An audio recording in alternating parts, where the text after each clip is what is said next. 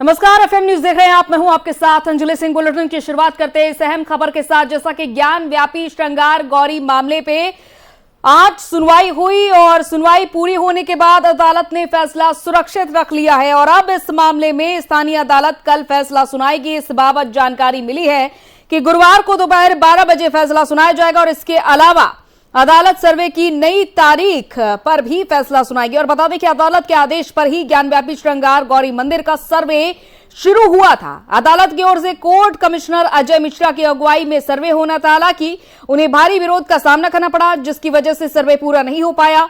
अदालत में सुनवाई के दौरान दोनों पक्ष इस बात को लेकर सहमत हैं कि न्यायाधीशों की निगरानी में सर्वे हो। हिंदू पक्ष ने मांग रखी है कि सर्वे के लिए मस्जिद परिसर में अंदर जाने दिया जाए।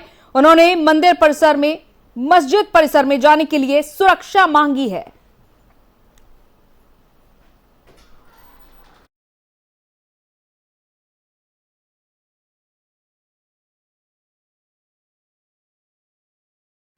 और खबर बिहार की राजनीति से है, क्योंकि बिहार में भारी उलटफेर देखने को मिल सकता है। बिहार की सियासत में उलटफेर के क्योंकि संकेत मिले हैं। सीएम नीतीश कुमार से मिले हैं तेजस्वी यादव। जाति जनगणना को लेकर यह मुलाकात बताई जा रही है, लेकिन सीएम नीतीश कुमार से तेजस्वी यादव का मिलना, अब ये संकेत मिल रहे हैं कि बिहार की सियासत में कहीं ऐसा तो नहीं कि उलटफेर हो सकता है। हालांकि ये बताया जा रहा है कि जाति जनगणना को लेकर उनकी मुलाकात हुई है। जैसे ही देखा जा रहा है कि हमेशा से ही जाति जनगणना का ये मुद्दा उठता चला आ रहा है। खासतौर पर बिहार में इस मुद्दे को उठाया जा रहा है, जहां पर सबसे ज्यादा यादव बाहुल्य इलाका है। और इसको लेकर अब ये देखा जा रहा है कि सीएम नीतीश कुमार से जब तेजस्वी यादव मिले तो मुलाकात के कई मायने निकाले जा रहे हैं। क्या वाकई में ये मुलाकात जातीय जनगणना को लेकर ही हुई थी या फिर इस मुलाकात के अलावा और भी कोई बातचीत हुई होगी? तो बिहार में क्या सियासी उलटफेर हो सकता है? वही नीतीश कुमार, जिनकी पार्टी जेडीयू बीजेपी के साथ है गठबंधन में और सत्ता में है नीतीश कुमार, लेकिन अब तेजस्वी यादव सीएम नीतीश कुमार से मुलाकात करने पहुंचे। बड़ी वजह यह बताई जा रही है कि जातीय जनगणना को लेकर मुलाकात हुई है।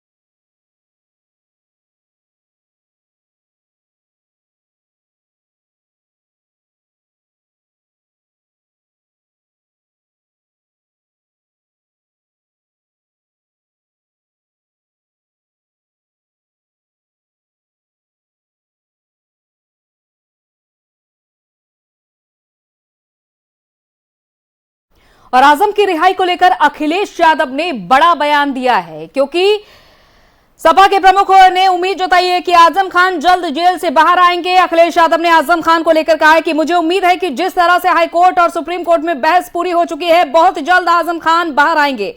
सरकार की लगातार कोशिश रही है कि उन पर इतना दबाव हो कि वो जेल से बाहर ही ना निकल पाए और हमें उम्मीद है कि उनके साथ न्याय होगा। साथ ही उन्होंने आरोप लगाते हुए कहा कि सूबे की सरकार नहीं चाहती कि आजम खान जेल से बाहर आए। बता दें कि हाईकोर्ट से जमानत मिलने के बाद भी फिलहाल रिहा नहीं किया गया है। उनके खिलाफ एक नया मुकदमा भी दर्ज हुआ है, जिसमें आजम खान की मुश्किलें बढ़ सकती हैं।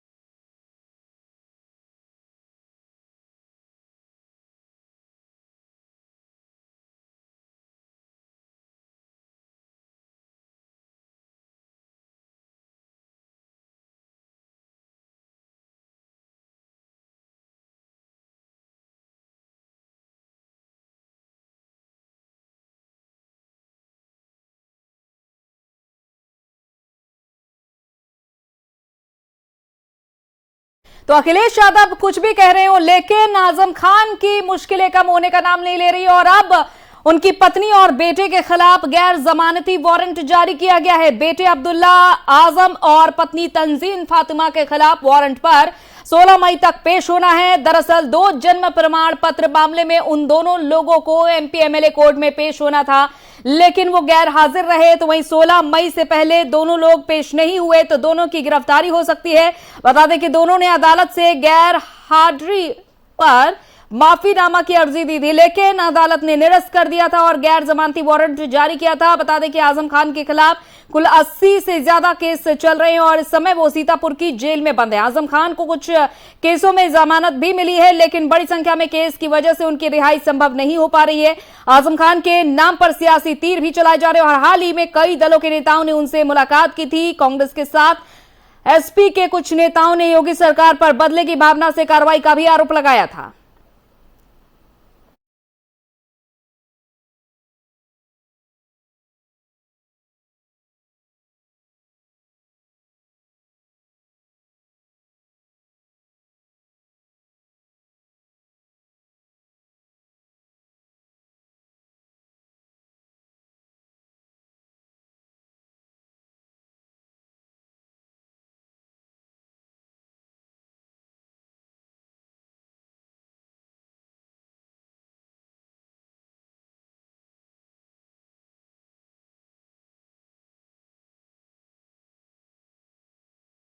और इस बीच बड़ी खबर आपको बता रहे हैं, यूपी डीजीपी को हटाया गया है। योगी सरकार ने डीजीपी मुकुल गोयल को हटाया है। यह बड़ी खबर, योगी सरकार का यह बड़ा फैसला सामने आया है। मुकुल गोयल को हटाया गया है, यह बड़ा फैसला। यूपी के डीजीपी मुकुल गोयल हटाए गए हैं। यूपी के पुलिस महानिदेशक यानी डीजीपी मुकुल गोयल को सरकार ने हटा दिया है। उन पर शासन के कामों में लापरवाही का आरोप लगा है। लापरवाही बर्दाश्त नहीं की जाएगी, ये पहले ही कह दिया था सीएम योगी आदित्यनाथ ने और योगी सरकार का यह बड़ा फैसला सामने आता है। यूपी के डीजीपी मुकुल गोयल को योगी सरकार ने हटा दिया है। मुकुल गोयल जो कि 1 जुलाई को यूपी के डीजीपी बनाए गए थे, 1987 बैच के आईपीएस अफसर हैं। यूपी कैडर के 1987 बैच के आईपीएस अफसर मुकुल गोयल मूल रूप से मुजफ्फरनगर के शामली के रहने वाले हैं, लेकिन यह बड़ी कार्रवाई हुई है और उन्हें हटा दिया गया है। उन पर लापरवाही का आरोप लगा है। तो यूपी के डीजीपी मुकुल गोयल हटाए गए हैं और शासन के कामों में लापरवाही का आरोप लगा और इसके बाद योगी सरकार ने उनको हटा दिया गया है। उन्हें नागरिक सुरक्षा का फिलहाल डीजी बनाया गया। यह बड़ी कार्रवाई, बड़ा फैसला योगी सरकार का। यूपी के पुलिस महानिदेशक को हटा दिया गया है।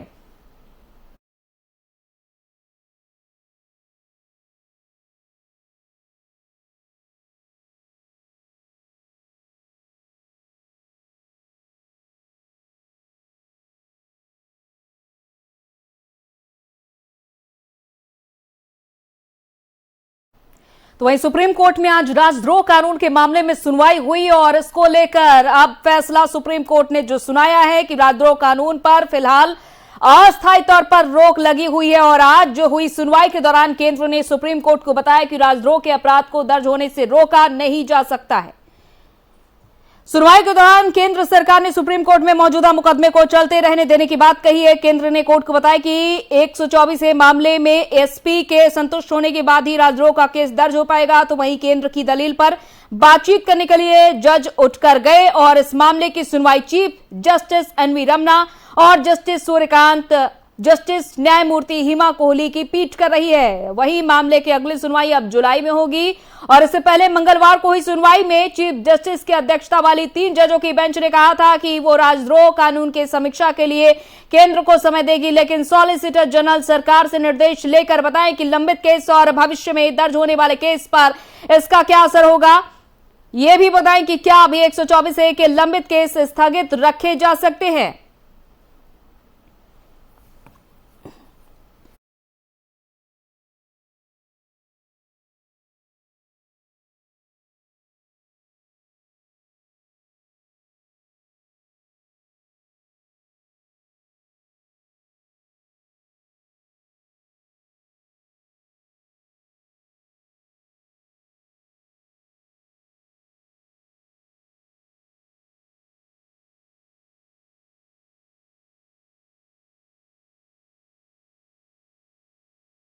और राजद्रोह कानून पर सुप्रीम कोर्ट के इस फैसले के बाद विपक्ष जरूर हमलावर हो गया है। इस दौरान कांग्रेस प्रवक्ता रणदीप सुरजेवाला ने और पीडीपी अध्यक्ष महबूबा मुफ्ती ने क्या कुछ कहा, सुनिए।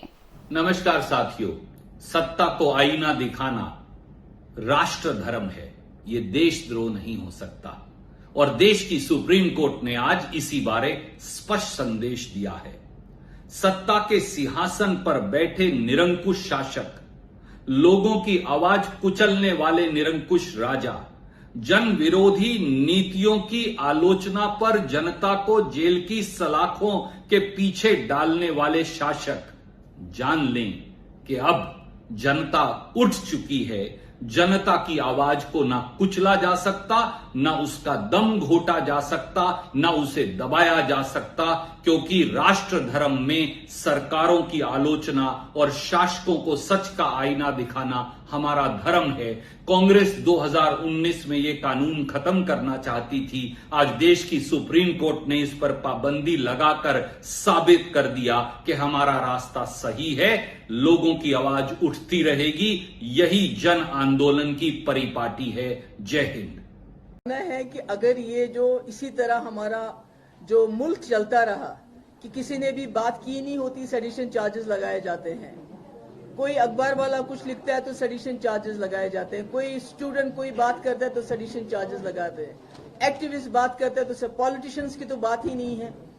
अगर ये इसको रोकेंगे नहीं अभी, तो जो हालात इस वक्त श्रीलंका के हैं उससे बदतर हमारे हालात हो जाएंगे, क्योंकि वहां भी ये जो इन्होंने हाइपर नेशनलिज्म का नारा चल रहा था, बुद्धिस्ट और मुस्लिम्स और क्रिश्चियंस उनको आपस में लड़ाया जा रहा था, और आज आपने देखा उसका क्या हाल है। तो मैं उम्मीद करती हूं कि अभी हमारे मुल्क में जो लोग जो सरकार में बीजेपी ये होश के नाखून लेगी, they will learn a lesson from what is happening in Sri Lanka and stop stop going the way they are going, stop this जो इस वक्त इन्होंने यहाँ कम्युनल टेंशंस, मेजॉरिटेरियनिज्म चला रखा है, उसको खत्म करेंगे। हनुमान चालीसा का पाठ करने का ऐलान करने के बाद सुर्खियों में आई नवनीत राणा ने आज एफएम न्यूज के साथ खास बातचीत की। उन्होंने खुशी भी जताई कि सुप्रीम कोर्ट ने जो राजद्रोह कानून को लेकर फैसला लिया है, उसके बाद उन्होंने क्या कुछ कहा, सुनते हैं।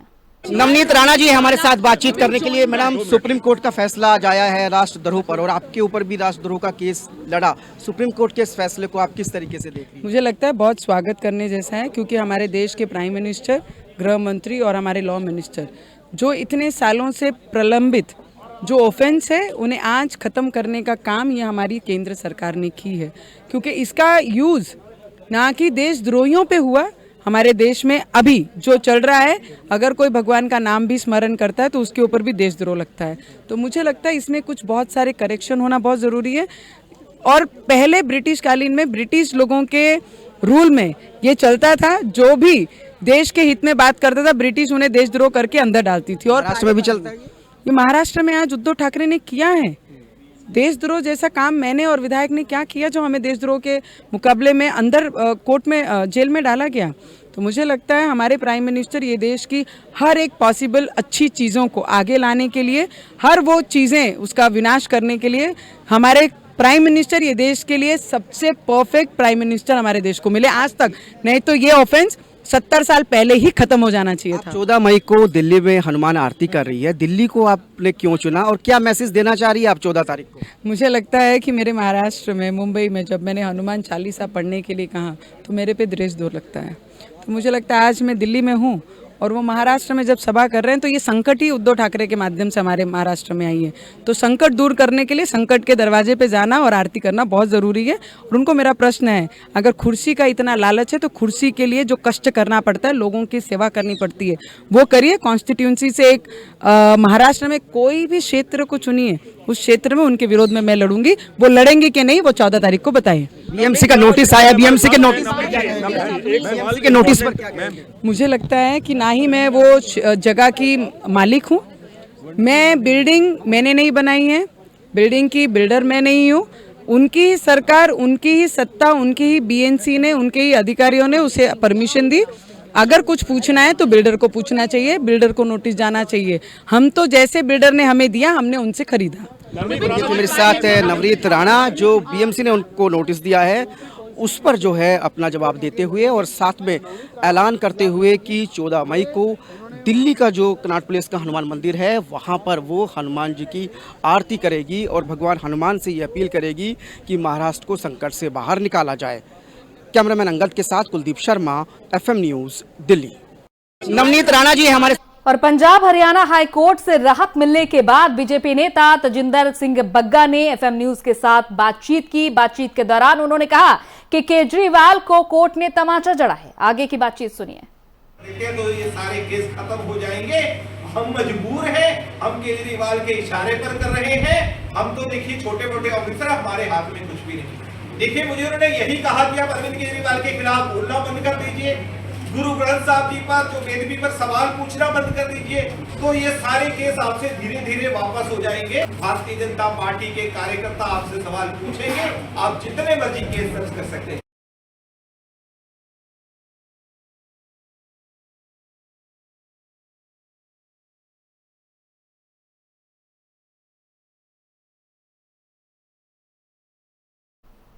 और वहीं मध्य प्रदेश पंचायत चुनाव को लेकर हाल ही में सुप्रीम कोर्ट ने जो फैसला सुनाया था अब वो सरकार के गले की फांस भी बन चुका है और उधर कांग्रेस ने बीजेपी को घेरा है।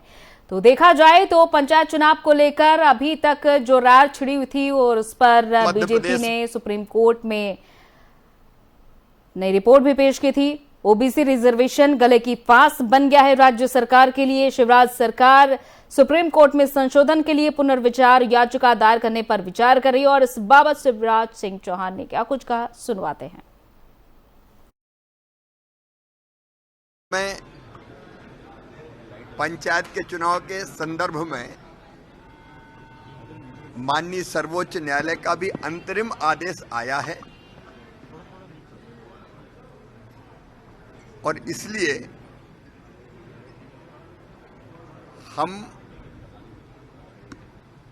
पंचायत का चुनाव हम चाहते हैं, लेकिन ओबीसी आरक्षण के साथ हमने ट्रिपल टेस्ट की मर्यादाओं का पालन करते हुए ओबीसी आरक्षण के साथ चुनाव हो,